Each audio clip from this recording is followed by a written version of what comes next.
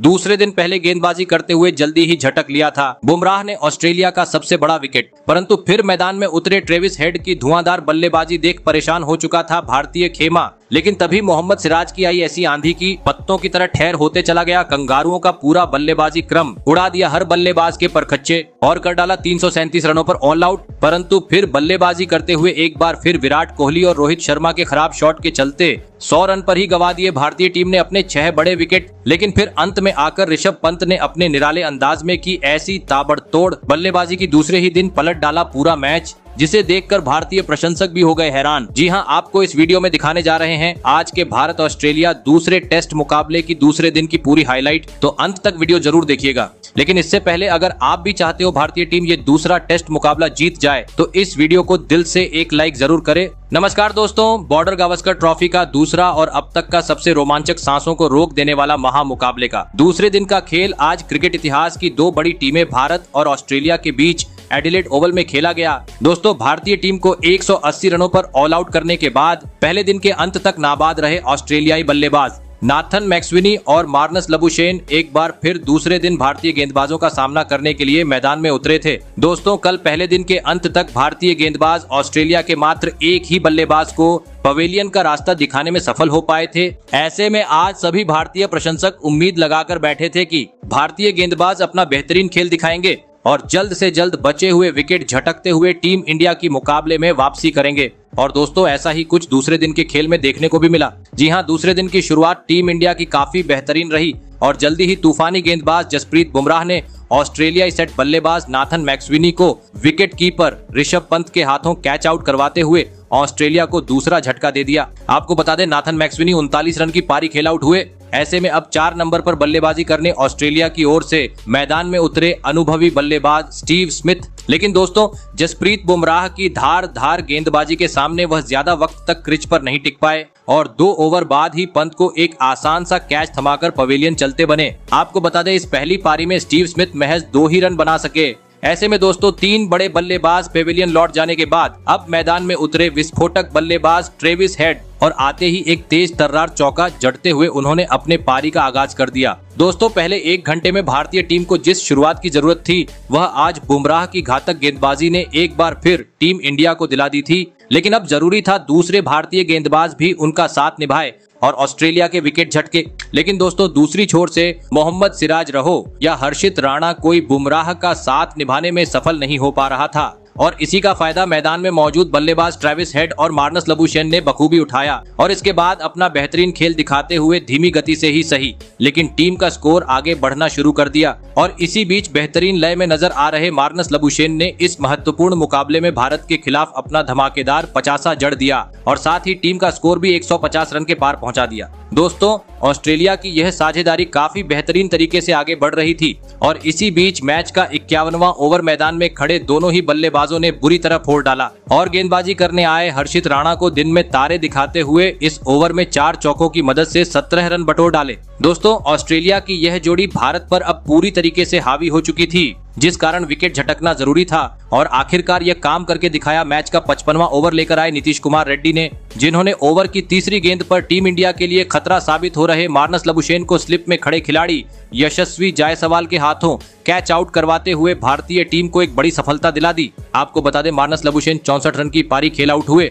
फिर अब मैदान में आए मिचेल मार्श। दोस्तों, मार्नस लबुशेन के विकेट गिर जाने के बाद लग रहा था अब ऑस्ट्रेलियाई टीम धीमी गति से आगे बढ़ेगी। लेकिन दोस्तों, सेट बल्लेबाज ट्रेविस हेड ने इसके बाद आक्रामक रूप अपना लिया और भारतीय गेंदबाजों के खिलाफ विस्फोटक अंदाज में बल्लेबाजी करते हुए कुछ ही देर बाद अपना तूफानी 50 जड़ दिया और अपनी इसी बेहतरीन बल्लेबाजी को आगे जारी रखते हुए चाय काल तक टीम को और कोई झटका नहीं लगने दिया। आपको बता दें, चाय काल तक ऑस्ट्रेलियाई टीम ने 4 विकेट के नुकसान पर 191 रन स्कोरबोर्ड पर लगा दिए थे। ऐसे में दोस्तों, चाय काल खत्म होने के बाद एक बार फिर से ऑस्ट्रेलिया के दोनों ही बल्लेबाज भारतीय गेंदबाजों का सामना करने के लिए मैदान में उतरे। दोस्तों, चाय काल के बाद का समय भारतीय टीम के लिए काफी अहम होने वाला था। क्योंकि शानदार बल्लेबाजी के चलते ऑस्ट्रेलिया अब एक बड़े लक्ष्य की ओर अग्रसर हो रही थी। इस कारण जल्द से जल्द विकेट झटकना जरूरी था और दोस्तों ऐसा ही कुछ चाय काल के बाद देखने को भी मिला। जी हां, चाय काल के बाद गेंदबाजी करने आए टीम इंडिया के जादुई स्पिनर गेंदबाज रविचंद्रन अश्विन ने मैदान में मौजूद ट्रेविस हेड और मिचेल मार्श के इस जोड़ी को तोड़ दिया और 64वें ओवर की चौथी गेंद पर मिचेल मार्श को ऋषभ पंत के हाथों कैच आउट करवाते हुए ऑस्ट्रेलिया टीम को 5वां झटका दे दिया। आपको बता दें मिचेल मार्श 9 रन बनाकर आउट हुए। ऐसे में अब ट्रेविस हेड का साथ निभाने मैदान में उतरे एलेक्स कैरी। दोस्तों भले ही एक छोर से ऑस्ट्रेलियाई टीम अपने 5 बड़े बल्लेबाजों को गवा चुकी थी, लेकिन दूसरी छोर से ट्रेविस हेड का बल्ला आज रुकने का नाम नहीं ले रहा था और 50 होने के बाद तो वह टेस्ट मुकाबले में अब T20 की तरह भारतीय गेंदबाजों की पिटाई करते हुए हर ओवर से कभी चौका तो कभी छक्का बटोर रहे थे, जिस कारण काफी तेज गति से ऑस्ट्रेलियाई टीम आगे बढ़ रही थी। और दोस्तों इसी के चलते महज एक 110 गेंद में ट्रेविस हेड ने भारत के खिलाफ अपना ऐतिहासिक शतक जड़ दिया और साथ ही एक बार फिर साबित करके दिखाया क्यों उन्हें सबसे विस्फोटक बल्लेबाज माना जाता है। लेकिन दोस्तों ट्रेविस हेड का साथ निभा रहे एलेक्स कैरी ज्यादा वक्त तक भारतीय गेंदबाजों का सामना नहीं कर पाए और कुछ ही देर बाद मोहम्मद सिराज का शिकार बन गए। आपको बता दें एलेक्स कैरी 15 रन बनाकर पवेलियन लौटे। ऐसे में अब मैदान में उतरे ऑस्ट्रेलिया कप्तान पैट कमिंस। दोस्तों ट्रेविस हेड के धमाकेदार शतक के चलते अब ऑस्ट्रेलिया इस मुकाबले में काफी ज्यादा आगे बढ़ चुकी थी, क्योंकि शतक होने के चलते T20 अंदाज में खेल अब उनके बल्ले से मैदान में देखने को मिल रहा था। और इसी बीच मोहम्मद सिराज के खिलाफ ट्रेविस हेड अपना आक्रामक रूप अपनाते हुए नजर आए, जहां पर उन्होंने पहली गेंद पर चौका तो तीसरी गेंद पर एक गगनचुंबी छक्का जड़ दिया। लेकिन दोस्तों मोहम्मद सिराज ने भी इसका बदला लेते हुए धमाकेदार वापसी की और अगली गेंद पर ट्रेविस हेड को सीधा क्लीन बोल्ड करते हुए टीम इंडिया को इस मुकाबले की सबसे बड़ी सफलता दिला दी। आपको बता दें ट्रेविस हेड 140 रन की शानदार पारी खेल आउट हुए। वही दोस्तों ट्रेविस हेड के आउट होने के बाद कप्तान पैट कमिंस भी इसके बाद भारतीय गेंदबाजों के सामने ज्यादा वक्त तक मैदान में टिक नहीं पाए और जसप्रीत बुमराह की गेंद पर सीधा क्लीन बोल्ड होते हुए पवेलियन की राह पकड़ लिए। और इसी के साथ दूसरे दिन का डिनर का समय भी हो गया। आपको बता दें डिनर का समय होने तक ऑस्ट्रेलिया ने 8 विकेट के नुकसान पर 332 रन स्कोरबोर्ड पर लगा दिए थे।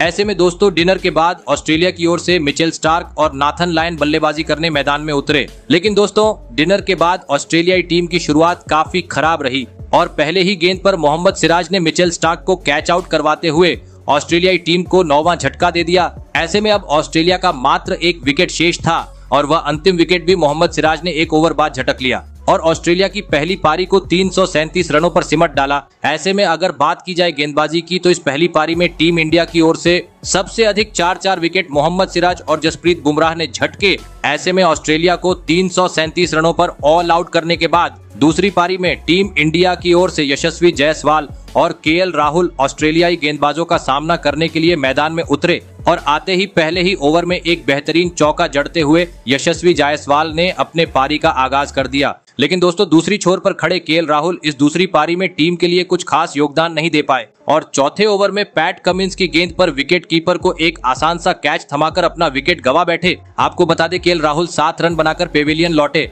ऐसे में अब 3 नंबर पर बल्लेबाजी करने मैदान में उतरे शुभमन गिल। फिर यहां से कुछ देर तक तो यशस्वी जायसवाल और शुभमन गिल ने सूझबूझ के साथ ऑस्ट्रेलियाई गेंदबाजों का सामना किया और टीम का स्कोर आगे बढ़ाया। लेकिन मैच का 9वां ओवर लेकर आए स्कॉट बोलैंड ने भारतीय टीम की इस जोड़ी को तोड़ दिया। जी हां, और पहले ही गेंद पर यशस्वी जायसवाल को विकेट कीपर के हाथों कैच आउट करवाते हुए भारतीय टीम को दूसरा झटका दे दिया। आपको बता दें यशस्वी जायसवाल 24 रन बनाकर आउट हुए। ऐसे में 2 बड़े बल्लेबाज पेविलियन लौट जाने के बाद अब मैदान में उतरे टीम इंडिया के किंग विराट कोहली। लेकिन दोस्तों विराट कोहली आज एक बार फिर टीम के लिए एक बड़ी पारी खेलने में पूरी तरह नाकामयाब रहे और कुछ देर बाद ही स्कॉट बोलैंड का शिकार बन गए। आपको बता दें विराट कोहली आज मात्र 11 रन बना सके और दोस्तों जैसे ही कोहली आउट हुए टीम इंडिया का बल्लेबाजी क्रम डगमगा गया और इसके बाद मैदान में मौजूद शुभमन गिल और नए बल्लेबाज रोहित शर्मा भी इस संकट की घड़ी में टीम के लिए कुछ खास प्रदर्शन नहीं कर पाए और अगले कुछ ओवरों में खराब शॉट खेलते हुए अपने विकेट गवा बैठे।